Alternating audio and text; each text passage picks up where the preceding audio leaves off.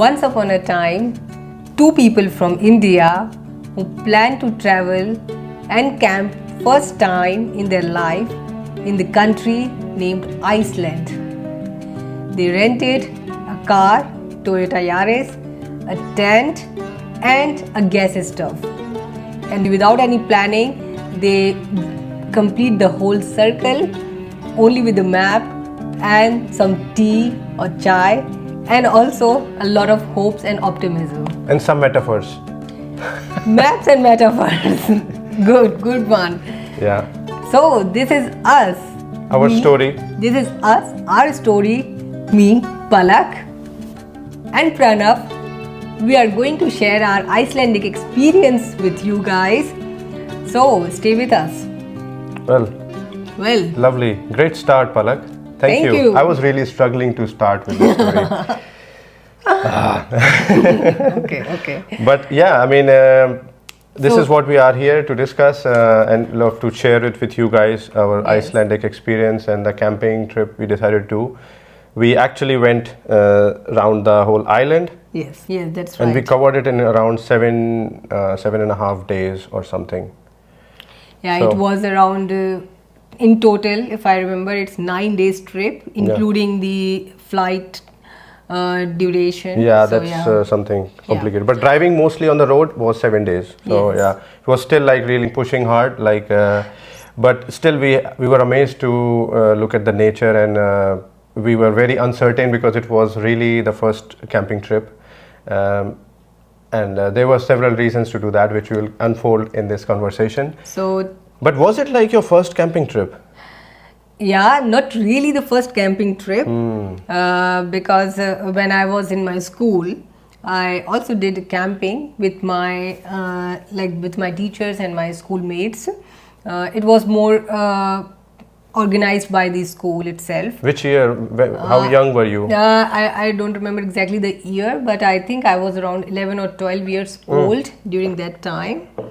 I had my first camping experience. Would love to hear that in some other episode, definitely. Yeah, I will love to share that too.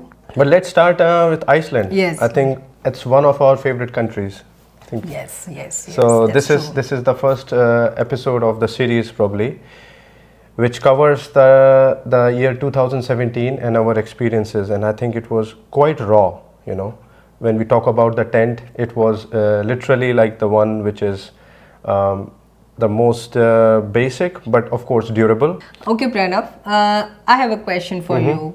So tell me about why did you choose Iceland and why did we choose to do camping there, specifically in Iceland? Okay, it was actually a no-brainer for us because we usually like adventures and nature. That's like our default likings. Yes.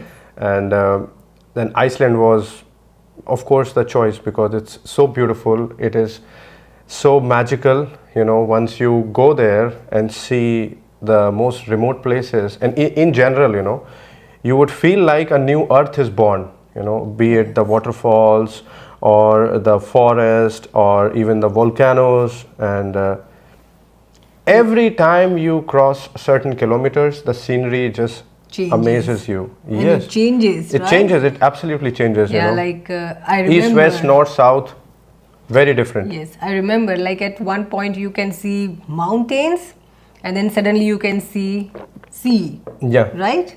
It's very beautiful. I agree with your point with the phrase newborn earth. Yeah. It really looks like that. A lot of horses, beautiful horses. That's good point. And volcano.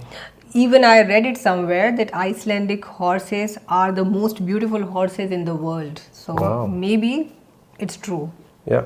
So yeah, that was the reason we wanted to do something really fun and amazing. So that was Iceland. Yeah. And for camping, I think the first thing was adventure, but second was also the budget. Because when we started planning our trip, the hotels, well, right now the scene is very different in Iceland. We'll probably cover that detail in the future episodes. There are more hotels now, but back then, like the hotels or Airbnbs was like really located in the pockets, because Reykjavik is the capital of Iceland, and it has majorly the best hotels or things, but you don't get to see so much Iceland in the most raw form, or like the most beautiful nature. Even Yeah. some cities are there, Akurey in the north and Hof in the east. But still, like the fun which is there to be inside the nature can be done best when you are camping. That's why we chose it. That is also one point. And also, if you want to cover the whole circle, then camping is the most affordable and the best option. Yeah. Because then you can easily complete the whole circle in your dedicated time frame. Yeah, I think you don't have to really be at a certain spot at a certain time. So that was one advantage. So we did not had to book any of the camping grounds, which we'll actually cover, like the types of camping.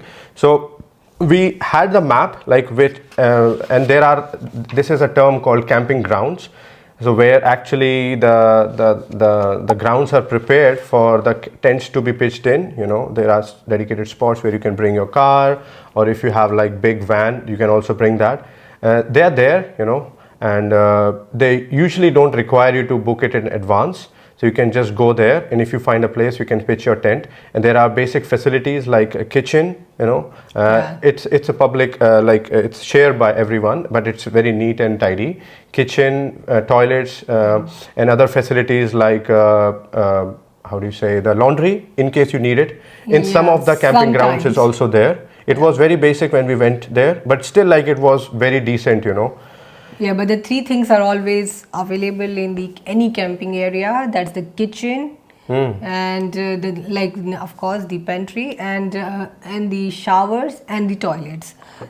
Of course, you have to pay. No, you don't. You don't Yeah. need to pay anything. No, for using that. Yeah, I think no. I think there is one fee that is for per person per night on a particular camping ground. So I think back then we were paying on an average like 10 euros per person. Yeah. But right now it's expensive, little bit expensive, but compared to the hotels, I think it was way cheaper. And that was the reason, along with the thrill, the fun that it has, the new thing we wanted to try, camping. Do you remember the route that we have taken? We decided to go clockwise. We actually flew from Amsterdam and went to Reykjavik by flight. It was a direct flight. I think it was Wizz Air. But yeah, we landed in Reykjavik, and we started, we got the rental car from the airport itself. And then we went to a small place, which was a store for the rental, the equipment, camping equipment. Yeah, to collect our rental Yeah, equipment. it was all like self pickup. You can just have a code. You just walk in, open the door, and you have the shelves. Very organized. They give you the number 17 or 20, and then you pick all your equipments. And then just close the door. And then that's how we prepared. I think it was really middle of the night. Post midnight we arrived there. But I'm going to cover that more in the details. But you were asking that, which route did we take? So yeah, we took the clockwise, and we started from Reykjavik, and then we went to the west side, to the north, to the east, and then back south. And then we, went back to Reykjavik to catch the flight and go back. But just to highlight few of the places. Do you Yeah. want that to highlight? For me, it's really difficult to pronounce these Icelandic names. Well, I have some notes, by the way. Otherwise it's very difficult. Those are Icelandic names, and I will just put some highlights.